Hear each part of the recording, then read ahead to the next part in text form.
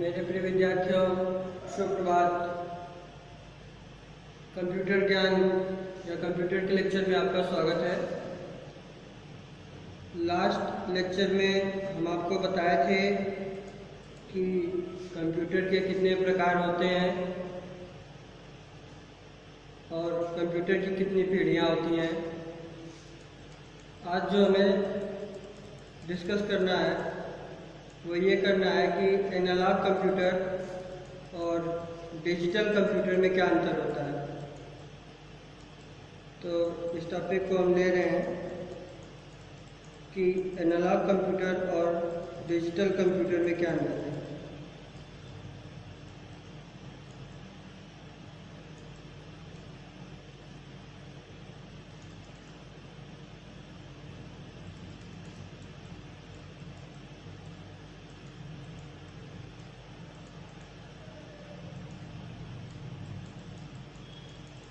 अनुप्रयोग के आधार पे आपको करना था। इसमें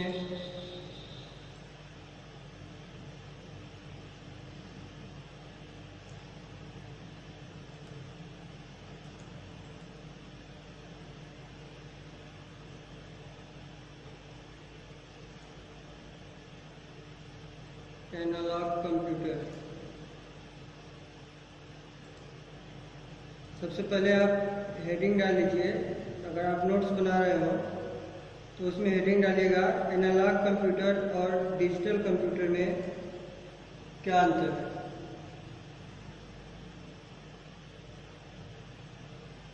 और इसके बाद में लिखिएगा, आपकी स्क्रीन पे दिख रहा होगा एनालॉग कंप्यूटर। सबसे पहले तो ये समझिए कि एनालॉग कंप्यूटर होता क्या है। एनालॉग कंप्यूटर, पहले आप ये समझिए कि एनालॉग और डिजिटल में क्या अंतर है।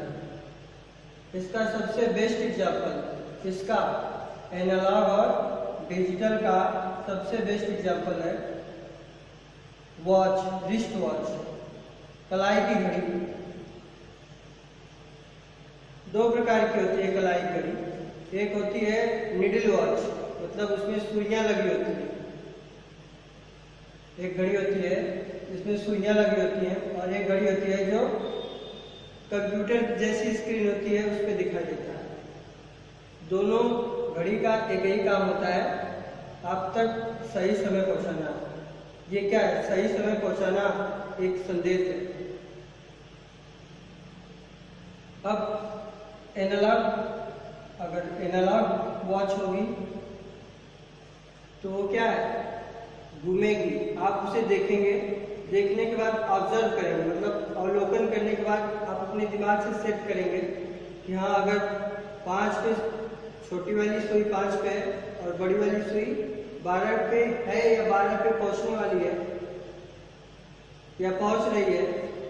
तो कहने का मेरा मतलब ये है कि आप अभी अपने मन में जैसा सोचेंगे वैसा ही उत्तर देंगे, है ना।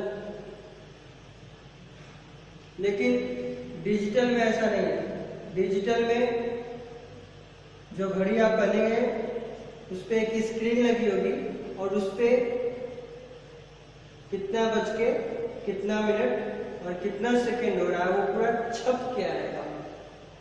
मतलब इसमें बिल्कुल एक्यूरेट वैल्यू आएगी, बिल्कुल सही वैल्यू आएगी। लेकिन एनालॉग में आपके ऊपर डिपेंड करता है कि आप कितना बारीकी से उसको देखते हैं।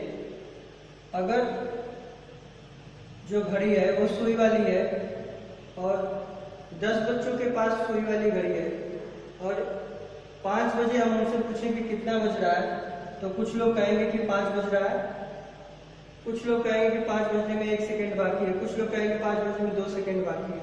मतलब गलती होने के चांसेस क्या है, ज्यादा है। किसमें? एनालॉग या सुई वाली घड़ी में।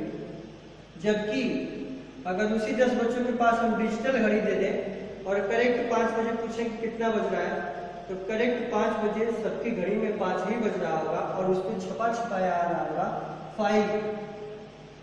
तो इसका मतलब कि वो क्या हो गया, डिजिटल। डिजिटल कंप्यूटर आप घड़ी को हटाइए, उसके पीछे कंप्यूटर जोड़ लीजिए। ये हुआ आपका डिजिटल कंप्यूटर और ये हुआ आपका एनालॉग कंप्यूटर। तो डिजिटल कंप्यूटर का मतलब क्या हुआ? ऐसा कंप्यूटर जो गलती करने का चांस बहुत कम देता है और ज़्यादा से ज़्यादा सटीक सूचना देता है, बिल्कुल सही आंकड़ा प्रदर्शित करता है। इस प्रकार के कंप्यूटर को आप क्या कहेंगे? Digital computer. और ऐसा कंप्यूटर जो क्या करता है, आंकड़ा तो प्रदर्शित करता है लेकिन उसमें गलती होने का चांस थोड़ा सा क्या होता है, ज़्यादा होता है। किसकी अपेक्षा? डिजिटल कंप्यूटर की अपेक्षा। इस प्रकार के कंप्यूटर को क्या कहते हैं? Analogue computer. अब डेफिनेशन इसका देख लीजिए, आपकी बुक जो है कंप्यूटर ज्ञान पुस्तक, उसमें क्या डेफिनेशन है, कैसे देखिए। भौतिक मात्राओं जैसे दाब, प्रेशर यानी कि दबाव, किसी चीज को तापमान, लंबाई यानी कि लंबाई नापना हो या टेम्परेचर नापना हो या प्रेशर नापना हो, है ना, उनके परिणाम को अंकों के रूप में प्रस्तुत करने के लिए एनालॉग कंप्यूटर का उपयोग किया जाता है। क्योंकि ये कंप्यूटर मात्राओं को अंकों में प्रस्तुत करते हैं, इसीलिए इनका उपयोग विज्ञान और इंजीनियरिंग क्षेत्र में अधिक से अधिक किया जाता है। जैसे जो भी इंजीनियर है, जो आपका रोड बन रहा है या पुल बन रहा है या कोई टावर बन रहा है या कोई बड़ी बिल्डिंग बन रही है, तो उसमें मापने के लिए इस प्रकार के कंप्यूटर का उपयोग में लाया जाता है। लेकिन अब ये बुक में आपके निहित नहीं है, बुक में नहीं लिखा हुआ, लेकिन आप इसे समझ लीजिए जो एनालॉग कंप्यूटर है, ये तो इसमें तो उपयोग बस लिखा है, लेकिन जो एनालॉग कंप्यूटर होता है उसमें गलती होने का चांस ज़्यादा है। इसलिए इसका जो एप्लीकेशन है, जो इसका उपयोग है, वो धीरे धीरे मार्केट में कम होता जा रहा है और डिजिटल कंप्यूटर का उपयोग मार्केट में क्या है, ज़्यादा होता जा रहा है। इसका एक और सीधा सा उदाहरण आपको देंगे, थर्मामीटर, डिजिटल थर्मामीटर। जैसे बुखार आपको हुआ है तो पहले जो थर्मामीटर आता है उसमें मरकरी नाम का एक तत्व रहता है, Hg जिसका सिंबल होता है, मरकरी बोलते हैं। तो मरकरी जैसे ही आपके शरीर में जितना तापमान अगर बढ़ेगा तो वो मरकरी क्या होगी, एक्सपेंड होगी, उतना बढ़ेगी। तो कितने पे बढ़ के जाकर रुक जाएगी, उसको आप क्या करते हैं, जैसे पहले वाला जो पुराना थर्मामीटर था उसको लोग जो अपने शरीर में लगाते थे, इस पर निकालते थे, तापमान देखते थे, उसमें डॉक्टर को देखना पड़ता था, उसमें असुविधा महसूस होती थी। वो हो सकता है कि उसका 43 हो, 44 हो या 43.5 हो, है ना।